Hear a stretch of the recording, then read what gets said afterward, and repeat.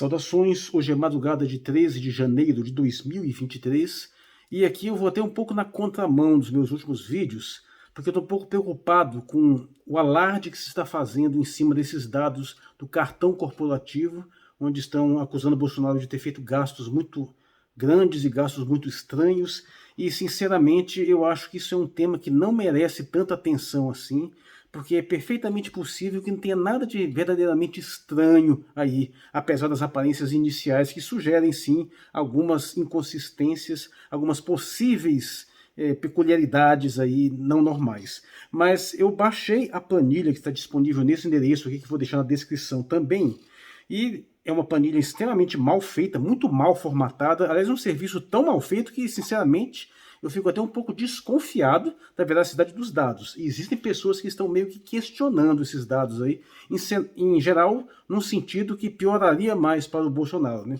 Mas, de qualquer modo, você tem lá os dados do uso de cartão corporativo desde o governo Lula, né?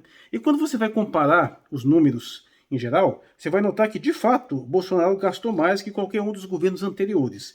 Um valor de 27.621.657. Só que se você for observar aqui, você vai ver que a Dilma, do primeiro governo, gastou 24 milhões. E se você pensar em termos de reajuste inflacionário, não é um valor tão mais alto assim. O primeiro governo Lula foi 22 milhões. Aqui você tem os dados, aqui vai notar que é uma coisa que poderia ser explicada, além de um incremento inflacionário, por uma variação não tão grande. Então, assim, no total, não é lá grande coisa. Aqui, no caso do segundo governo Dilma, eu estou misturando com o governo Temer também, né? Porque tem aquele momento de transição ali que eu nem sei exatamente como é que ficaria a atribuição, se jogaria tudo na conta do Temer ou da Dilma. Mas tudo bem. Quando você vai, por exemplo, fazer umas análises mais detalhadas, há algumas estranhezas sim. Por exemplo, se você pegar os gastos apenas acima de 100 mil reais, né, que são pouco mais de 20. E desses gastos, de fato, o Bolsonaro sozinho gastou 2.144.288, que realmente dá 65% do total, né? É bastante expressivo. Sem contar que ele também tem o maior de todos os gastos, que é um gasto único no hotel, de 312 mil reais, né? Mas também o segundo lugar é do governo Lula, que é 290 mil reais. E se você for pegando apanhado assim, dos valores maiores, você vai ver que o padrão não é tão diferente. De fato, no geral, o Bolsonaro gastou um montante maior, mas não é uma diferença tão grande, ainda mais considerando o reajuste inflacionário. E outra questão que a pessoa está fazendo são situações estranhas pontuais. Eu estou muito preocupado porque eu estou vendo assim algumas abordagens até extremamente ingênuas. Algumas podem ser até tanto que vexaminosas. Normalmente os dados não estão descritos de uma forma clara. Então a gente teria que ver primeiro a apresentação de notas fiscais, um detalhamento maior para saber se há de fato irregularidades. Mas, por exemplo, pessoas implicando com gastos do McDonald's de valor muito elevado. Mas assim, pense bem, o uso de cartão corporativo não é uma coisa tão restrita. Ele é utilizado para alimentação e pode ser utilizado de umas outras formas que há umas certas controvérsias se são válidos. Mas, por exemplo, poxa, o cara vai visitar uma creche lá e resolve levar um Big Mac para cada uma das 300 crianças. Poxa, isso aí pode pôr no cartão corporativo. Então, há possíveis explicações para isso. Então tem que verificar primeiro, antes de ficar dando munição para aquele argumento de que estão perseguindo ele por besteira, porque pode perfeitamente jogar esse tipo de conteúdo aqui para fazer as pessoas assim ficarem excitadas e mostrar, e na hora H ele apresentar documentação que desmonta totalmente os argumentos. Eu fico até pensando se isso não é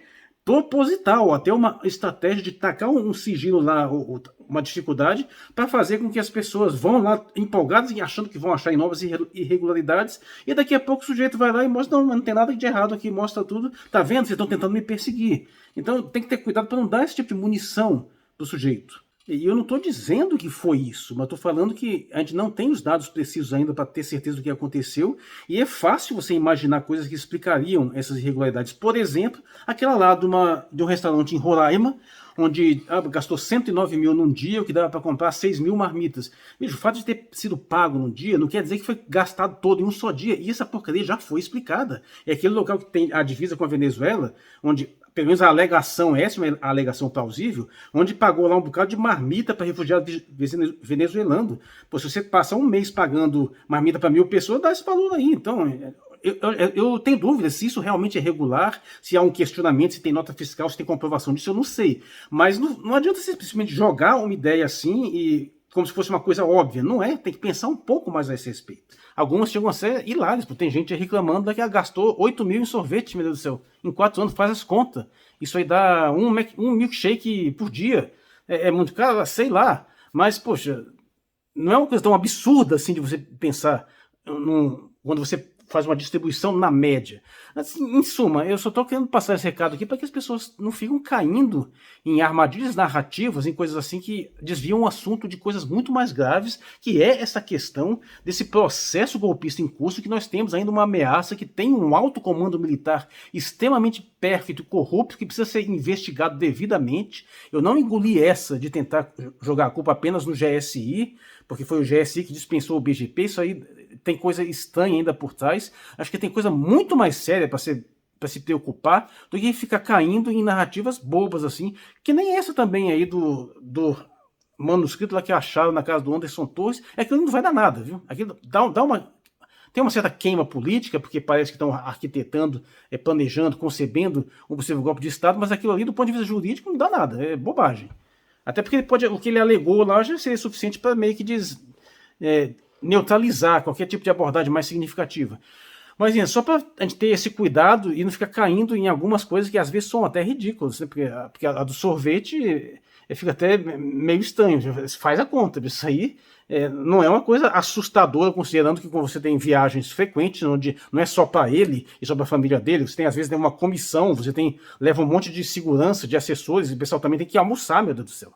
Então, assim, é só isso. Por favor, não é defesa de Bolsonaro, não. Eu detesto o bolsonarismo. Mas, sim, só estou fazendo isso para que o pessoal não perca tempo fazendo tempestade em copo d'água, ou, nesse caso, tempestade em copo de milkshake. Eu sou Marcos Valério XR, na madrugada de 13 de janeiro de 2023. Obrigado por sua atenção.